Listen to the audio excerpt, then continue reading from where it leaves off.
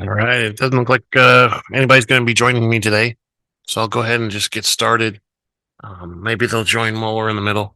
Rick said possibly he would do that. We'll see. Let me play this. Welcome to the Rebel Alliance Briefing. Please visit our website, https://RABRKAILEJOHANSEN.us. There you can find links to send us feedback, connect to us on social media, or instructions on how to load the podcast onto your device. I'm Kyle John Johansson. This is Andrew Scott Sutton and Rick Ross Bosley. It's time to talk Star Wars. Star Wars. Yeah, like I said, the two of them aren't going to be joining. So it's just me today. Yay! Today we're going to be reviewing Star Wars The Bad Batch Season 3, Episode 14, called Flash Strike. We're going to discuss the episode. We'll do Funko Star Wars unboxing. And, kind of maybe I'll come up with some predictions for the last episode. The final episode. This would be the penultimate episode today that we're talking about. So let me get started with that. Let's go. Actually, let's do a thing of news. It's time for the news. Yeah, so the news is really just something simple. I wanted to remind everybody that we're going to have a little time off in between the Bad Batch. Just a short time off. What was I going to say? Oh, the Tales of the Empire is going to be starting, or is going to drop on May the 4th. May the 4th be with you. And they're going to drop all 6 episodes at once. So we're looking forward to that. That's basically going to continue on. We're going to probably review a few episodes a week. And that will likely get us maybe a week off before the Acolyte starts in June. I think the Acolytes, what does it say? Premiere on June 4th, 2-episode premiere. So I just wanted everybody to know all that. And, thank everybody who's been listening and watching and not sending us feedback. So we do need your feedback. This is a participation show is if we can. We're not doing a very good job of that because we aren't getting any feedback to respond to. But if we could, that'd be awesome. And we could, definitely have some crosstalk on that. So send us some feedback, and with that, we're going to do the unboxing. Now we have a special treat. It's unboxings.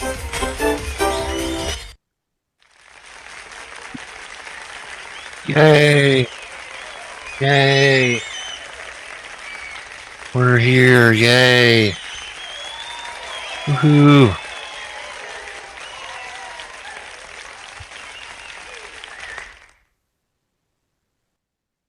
All right. So let's do this unboxing. All right, here's our box. This is our Billy Goat. And here's our stabby Sharpie tool. All right, here we go.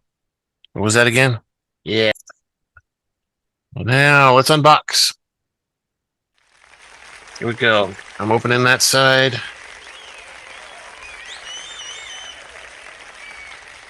Oh, there's a lot of tape on here.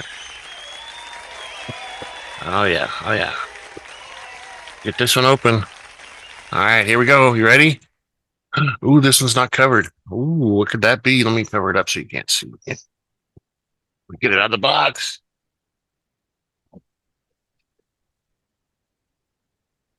Look at that. All right, it says Star Wars 581. And it's Kuristan. See, there's the name. the number. Yeah, that's it. Okay.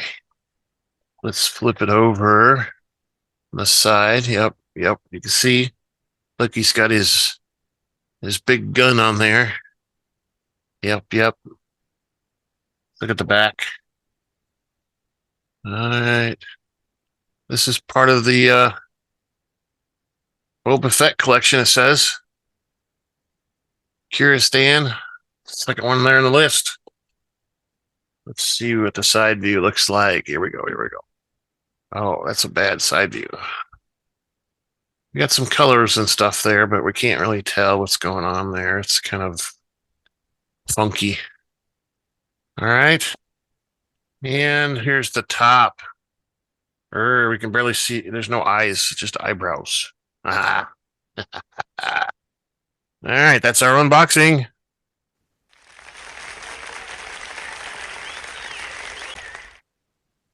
That was Curious Dan's unboxing. Yay! All right, that was pretty good. That was Curious Stan was the unboxing. Remember him? He's the bounty hunter Wookiee with black and white hair. He's pretty impressive. Carries a pretty big gun and is seems like he's always angry about something. Probably about how the Empire treated him. He grew up as a kind of a gladiator kind of thing where they forced him to fight and stuff, and that's all he knows anymore, I guess. So let's do this here.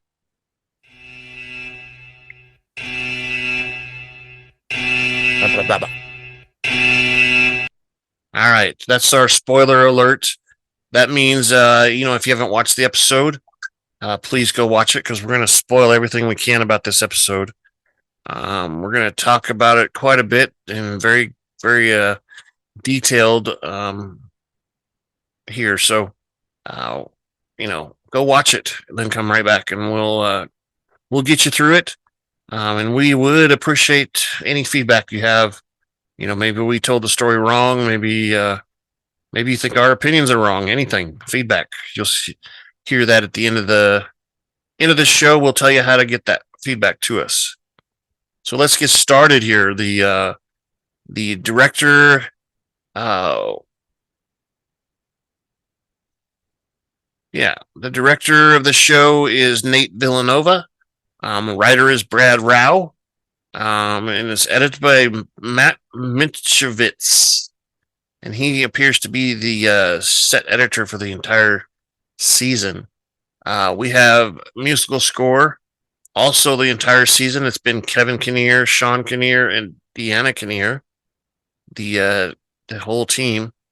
And let's go through the cast. We have quite a bit of cast. Most of it is, we've got some stuff on Tanis. We've got, the base where they, go to so they can figure out a way to get to Tanis, all that stuff. So let's go through them. We've got Hunter, Wrecker, Batcher, Commander Scorch, Crosshair, and several other clone troopers. There might be one or two talking in the hallway. All of those done by D. Bradley Baker. And we've got Omega, which is always done by Michelle Ang.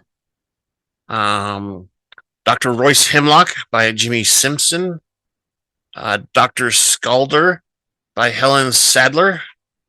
Emerie Karr by Keisha Castle-Hughes, which we always say Emerie Karr, but she's a doctor too, so she's a Dr. Emerie Karr. One of the kids in the the secret containment area, SP32, his name is actually Jax. He's played by Ivan Sin.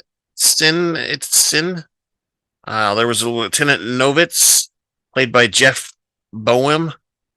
A medical assistant was also Jeff Boehm.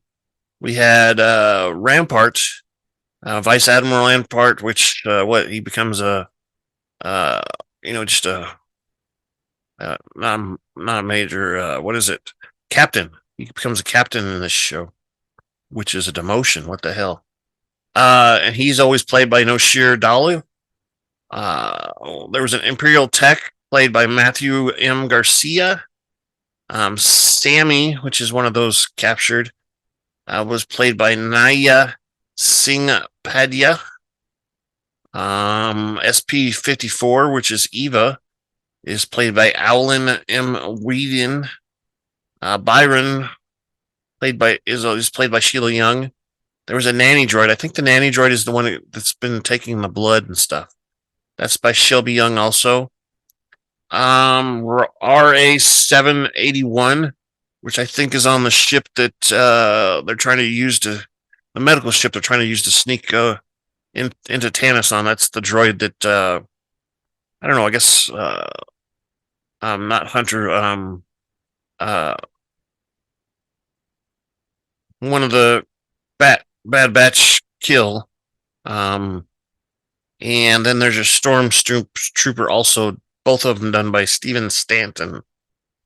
And let's do a commercial so I can take a drink after that. We'll do this one. Hey, you over there. Are you a trooper? Is your armor always dirty? When do you find time to clean it? Did Rebel Scum scratch and damage it? Does your helmet communications keep acting up? Stop by Aaron's Armor Sparkalorium. Before 1500 hours, we will wash, clean, and sanitize your armor for the next day pickup. Our patented galactically ancient secret cleaning techniques will have your armor sparkling just like a new Cerealian Y1300 freighter just off the assembly line. You will be the envy of all your friends and coworkers, from the castles on Lothal to the politicians on Coruscant to the environmentalists on Endor. For your next day service, stop by Aaron's Armor Sparkalorium. We are located in Tatooine's Mos Eisley Spaceport, directly across from Hangar 35. We will also repair and sell most parts at the best rates in the known galaxy.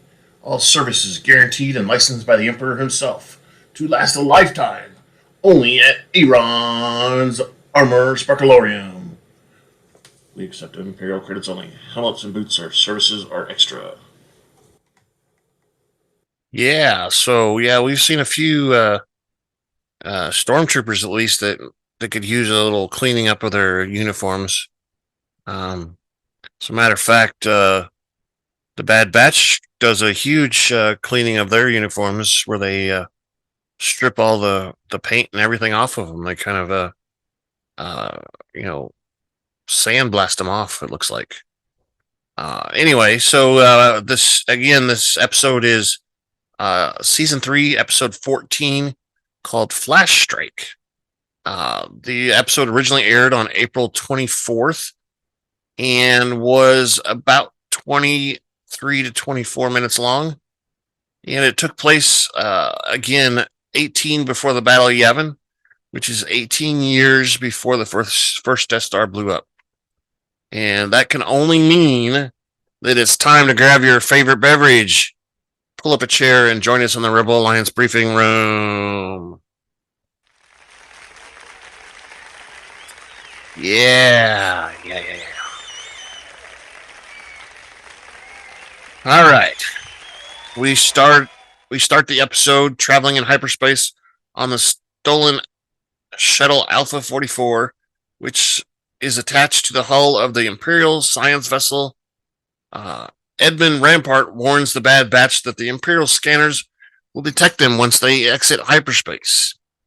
Hunter proposes detaching the science vessel before then and infiltrating on foot. Crosshair warns the jungle is deadly, which Rampart agrees with. Wrecker asks how Echo is going to get off the science vessel, prompting Hunter to reply he will find a way, and the proximity alert sensor rings, meaning they're getting close. So they, Inside the science vessel, Echo accesses a computer and copies the data. He hides as a RA7 protocol droid approaches. At Tanis base, Dr. Royce Hemlock asks Clone Commander Scorch about the status of the science vessel. Scorch says the starship is approaching, but warns of a security breach. explaining that Clone Force 99 infiltrated the orbital station with Rampart. Scorch says that they fled on a stolen shuttle when the science vessel departed and they could be monitoring it. Hemlock scrambles starfighters to monitor the airspace around Tanis. Descending into the planet Wayland's atmosphere, the clones detach the shuttle from the science vessel. They encounter 3 Imperial Alpha Nimbus class V-Wing starfighters. Which, yeah, these things were a little different. I think we've seen them before. It's just, Dr. Hemlock has got himself some of the best equipment around, which these are supposed to be top-notch starfighters, which begin pursuing them. And Hemlock and Scorch received news of the encounter at Tanis Base Control Room. Laser cannons inflict hits on the wings of the shuttle, causing it to descend into the jungle. At the Tanis Vault, Omega, Eva, Sami, and Jax hear sounds of laser cannons, and like they're playing with their toys, and their blocks fall down because they're shaking and rumbling, which Omega is familiar with. Those sounds and stuff. In the observation deck, Dr. Emerie Karr and her colleagues learn of the intrusion and put the place on lockdown. Karr orders a lockdown and procedures to be implemented and tasks Dr. Scalder with safeguarding the children. Scalder says that her concerns for the specimens, guess they're not children, they're specimens, is unwarranted. Omega tells the other children that her brothers have found her. I think they're like, what is that? What's going on? And maybe she says, like, they found me. And they're like, what? She says, my brothers have found me. With the deflector shields failing, Hunter redirects energy to the shuttle's cannons and shoots down one of the pursuing V-Wings. Hunter sets the shuttle onto autopilot while the clones and Rampart descend into the jungles of Wayland using cables. This kind of freaks out Rampart because he's not used to doing this work. He's a executive in the Imperial Army, and he just gives orders. He doesn't do stuff. So he's kind of scared about this. Wrecker and Crosshair descend first, followed by Hunter and Rampart. Rampart's cable malfunctions, and he begins to scream and flail and, pretty much act like a baby, prompting Hunter to sever the cable. Rampart falls, but Hunter grabs him in midair.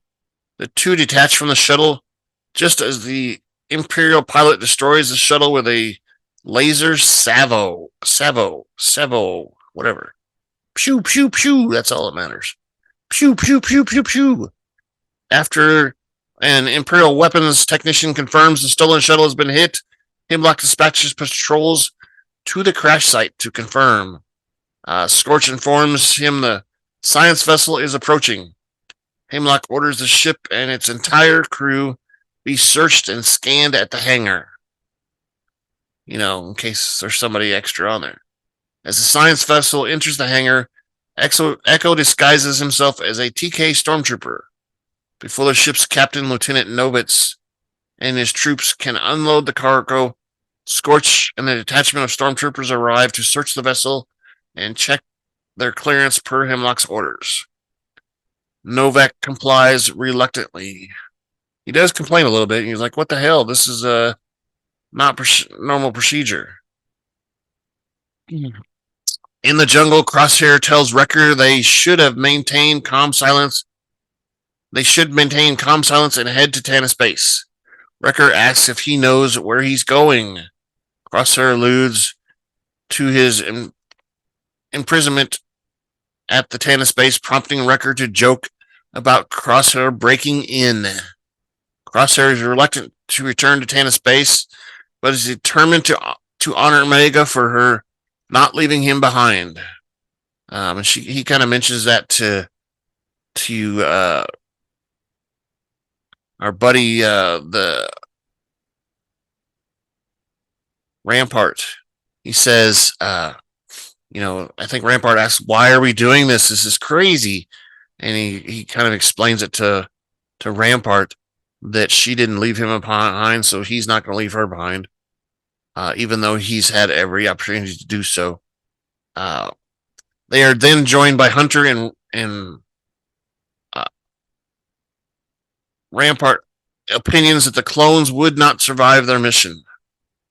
He takes cover as a latch ship patrol gun flies over them. 2 patrol gunships approach the burned remains of the crash, and a clone commando confirms they found no one in the wreckage. His superior officer orders them to search the nearby jungle. Dun dun dun.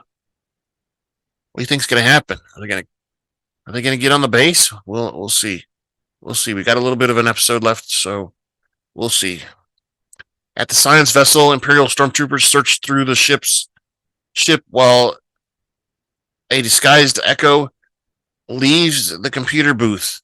He is confronted by the RA-781 protocol droid, who says he is not authorized to be here. You're not authorized. But Echo claims he was checking the manifest before shooting the protocol droid in the chest and basically destroying it. Echo steals the droid's hand before exiting the ship through the astigmatic droid chute. So now he looks like he's got a real hand because he doesn't have, he's got that little thing. So maybe that hides him a little bit more than he normally. He mingles among other stormtroopers following him through the corridor. Meanwhile, Eva asks the scientists and the lab droids why they have not taken their vitals. Jax says he doesn't know, and this is kind of weird, because they're in lockdown, so they're not used to being in lockdown. They're being ignored basically. Omega tells the other children that she will go scout and tells them to cover for her if she does not make it back in time. When Eva and Jax ask what she means, she tells them to stall the droids if they come snooping. When Sami asks how, Omega tells them to improvise and that she is counting on them to buy her some time. Omega crawls into the dumb raider system behind her cell, dodging lifts, and we jump into the jungle where Rampart chase following Crosshair's orders to keep moving. When Rampart quips about a good soldier following order, Crosshair replies that depends on who is giving them. Rampart doesn't think he can win against the Empire and suggests that both he and Crosshair are only loyal to themselves. Crosshair disagrees and says he has changed. I've changed, dang it. I'm not that mean old guy. I changed again. I still chew on the grass, though, the little grass stick. Inside the main terminal, Echo breaks away from the stormtrooper unit he was following and uses his cybernetic arm to access a network terminal. He uses it to locate the vault. Meanwhile, Omega jumps through the dumbwaiter structure. The Bad Batch and Rampart avoid a stormtrooper patrol and approach a large rock face. While the clones discuss their next plans, Rampart rests his head against a large, furry Dryax. And that was a huge, lizard type of monster thing. Let's see. I'm going to pull it up here and see what it actually says about it. Okay. Dryax were a type of huge humanoid-shaped predator found in the jungles of the planet Wayland. They possess glowing red eyes and lupine features. Around 18 Battle Yamid, the clones, Omega and Crosshair encountered the Dryax while fleeing Tanis base. So these are the weird, crazy, fast, and dangerous creatures that Omega and Crosshair were avoiding when they escaped the first time. Creature roared at them, allowing the clone, but the Lucre hounds attacked him and allowed the Crosshair and Omega to escape. Now, Clone Force 99 is traveling with Rampart. Dryax is awoken and chases the Clone Force through the jungle. So, yeah, they get a very dangerous creature after them. Probably some sort of cloning going on there. Combination between this and that. All right. Da-da-da-da. The clones and Rampart attempt to retreat, but Rampart panics and flees into the jungle. As the Dryax gives chase, Crosshair and Wrecker fight the beast. The Dryax hurls Wrecker against a tree, and he kind of loses his breath a little bit. It kind of knocks the wind out of him. The clones retreat with the beast in pursuit. Rampart gets separated from the group and walks past a Stormtrooper patrol, who are alerted by the beast making all kinds of noise. The clones run into the path of the Stormtroopers, resulting in a brief gunfight. The Dryax attacks the Stormtrooper patrol, knocking several of the Imperials out. Rampart runs into the path of 3 Stormtroopers from a separate patrol. So he's getting all kinds of trouble. Yeah. Inside the Tanis base, Jax asks how long Omega will take and if something went wrong. Sami alerts the other children to the arrival of the hovering Tanis medical droid and Dr. Scalder. The droid orders the children to head to their rooms so they can get blood samples. Sami carries Byron to his room before going to her room. Scalder and the droids collect Sami's sample. Sami claims she's hungry, but Scalder says it will pass. She'll be fine until the actual rations have been delivered at the appropriate time.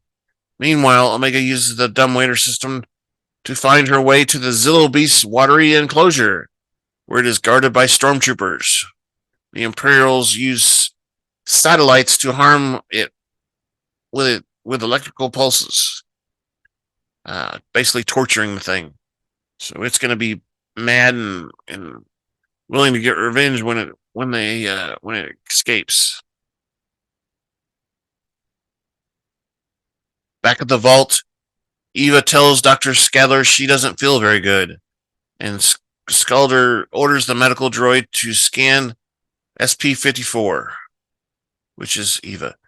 Omega heads back to her cell, but Scalder and the droid assess Eva to be perfectly fine. Scalder orders the droid to monitor her more closely. As Scalder approaches Omega's cell, Jax offers to go next, but the doctor tells him to wait his turn. Like, that's something he's looking forward to or something, I guess. I don't know. Omega returned to her cell just in time for her blood tests. Meanwhile, Echo enters Nala Se's laboratory and gains access to a computer with information about Omega's midichlorian count.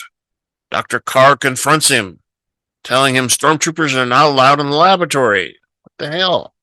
Echo claims it's a special security protocol, but she notices his droid hand. Says, hey, that's not real. As he leaves, Karr addresses him as Echo and tells him that Omega talked about him. And he says, hey, Omega talked about you too. She introduces herself as Emerie Karr. Echo says the Bad Batch is not rescuing her, but is here to liberate other prisoners that she has been experimenting on. When Karr says she was just following orders, Echo is unmoved. He says that's a bunch of crap. You're full of it. You are doing it because you want to. He asks how she, as a clone, can be a part of this project. How? We're clones. Come on. We're all we're all brothers and sisters. Echo says that Omega vouched for her and hopes she is right. That she's gonna, just help him out, but, she was following orders. Echo demands to know where Omega is, and Karr confirms that Omega is inside the vault, but says she will need he will need her to get in there. She tells him to trust her in order to free the children. Karr explains that Omega is not the only child imprisoned in the base. Dun dun dun. Scalder finishes testing the children and leaves the vault. Omega tells the other children she found something big, and that she has a plan. Oh, she's got a plan. What kind of plan could that be? She asks them for help because she's gonna need it. And then the credits roll. Credits are rolling. Yeah, they're rolling good there. Yeah, it's kind of maybe a quick episode. A little bit of action going on there. A lot better than some of the previous episodes. We've had a few filler ones. This one was a little action packed. We got lots of fighting. We got the suspense of Omega going through the dumb waiter system. And like I said again, a lot of Bad Batch fighting going on there, with different creatures and escaping and not being detected, blah blah blah. So it's a pretty good episode, like I said. I'm anxious to see what Rick and Scott say about it. Of course, we haven't received any feedback from them either, so it'd be nice if they would send us feedback, which brings us to this.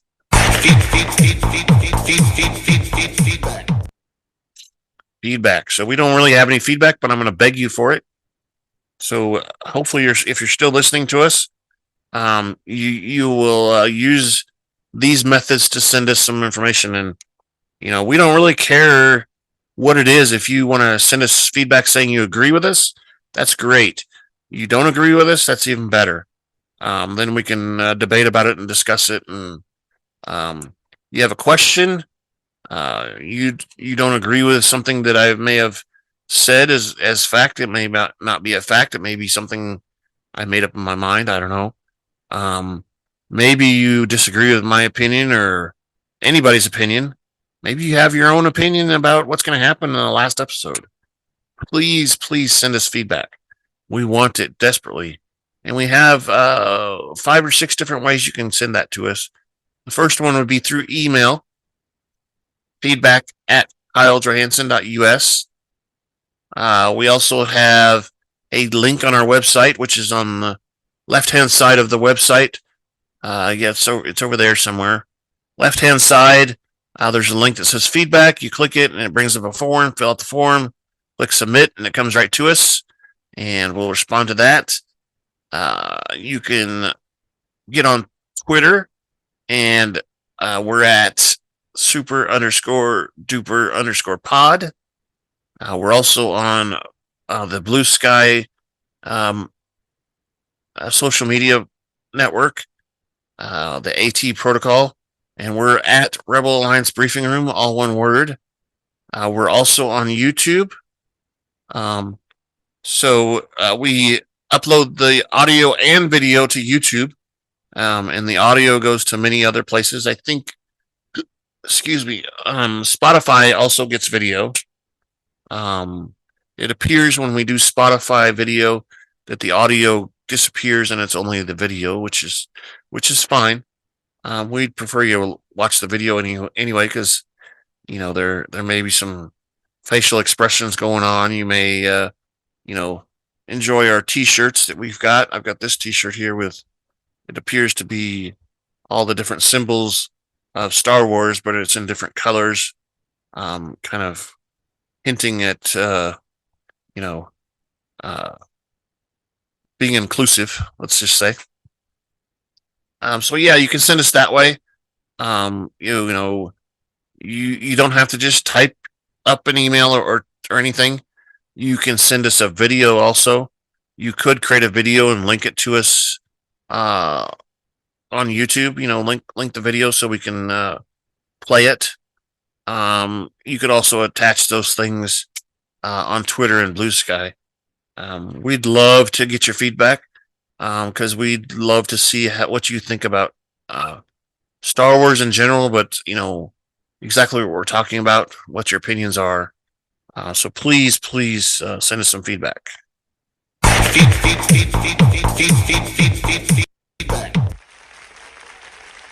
All right. So we got the feedback out of the way.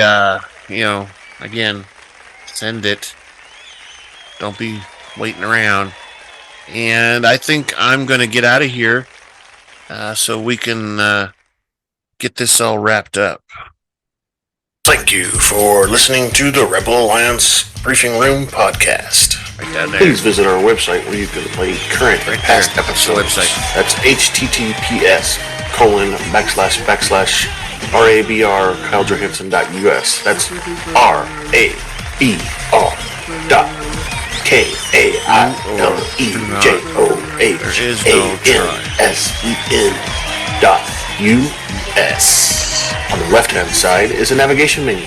You can use this to learn how to load the Rebel Alliance Briefing Room podcast on your Android or Apple phone and tablet.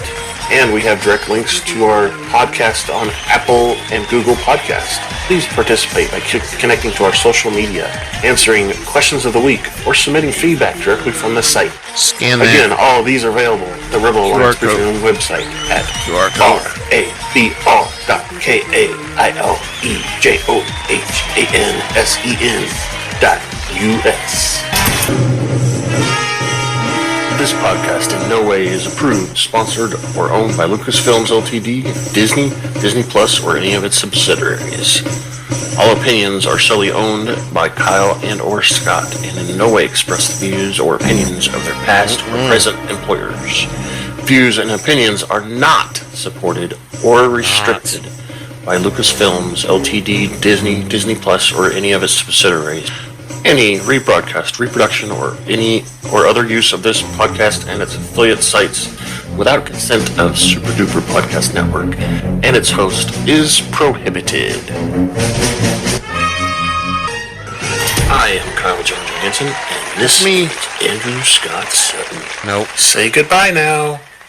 No Andrew, no Rick. They're both busy with, springtime chores and such. So, goodbye. Have a good week. One more episode.